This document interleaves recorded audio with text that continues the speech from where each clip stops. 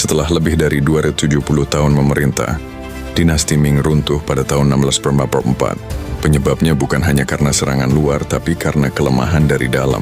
Korupsi merajalela, pajak membebani rakyat, bencana alam menghantam panen, dan pemberontakan petani pun pecah di berbagai daerah.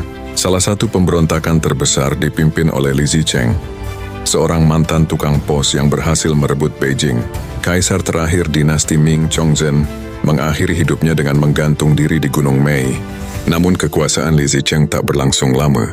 Dari utara datang kekuatan baru, bangsa Manchu, yang sebelumnya telah lama mengincar tahta Tiongkok. Bangsa Manchu adalah etnis dari luar tembok besar, berasal dari Manchuria. Mereka dikenal disiplin, terorganisir, dan memiliki kekuatan militer yang menakutkan.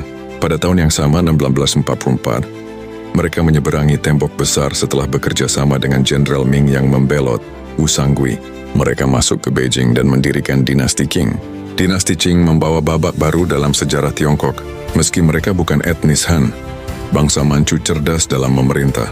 Mereka mempertahankan banyak sistem pemerintahan Ming, namun mewajibkan rakyat Han untuk mengikuti gaya rambut khas Manchu. Kepala dicukur depan dengan kepang panjang di belakang. Sebagai simbol penaklukan, Qing mencapai masa keemasan di bawah pemerintahan Kaisar Kangxi dan Kaisar Qianlong. Wilayah kekaisaran diperluas, budaya berkembang, dan ekonomi tumbuh pesat. Mereka juga membuka hubungan dagang dengan bangsa Eropa, namun tetap membatasi pengaruh luar. Tapi kejayaan ini tidak abadi. Memasuki abad ke-19, dinasti Qing mulai melemah. Perang candu meledak akibat perdagangan opium yang dipaksakan oleh Inggris. Kekalahan Tiongkok mempermalukan Qing dan membuat banyak wilayahnya terpaksa diserahkan ke asing, termasuk Hong Kong. Pemberontakan demi pemberontakan muncul. Di antaranya adalah pemberontakan Taiping, yang menewaskan puluhan juta jiwa.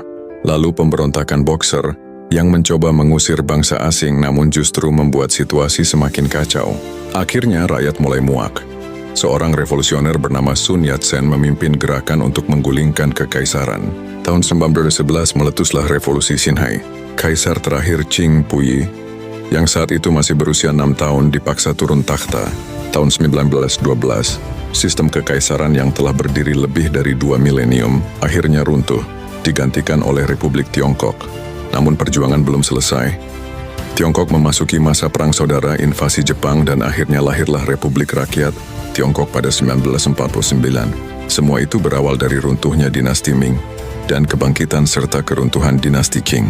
Inilah kisah tentang bagaimana sebuah kekaisaran besar runtuh, digantikan oleh bangsa asing, dan akhirnya melahirkan republik modern.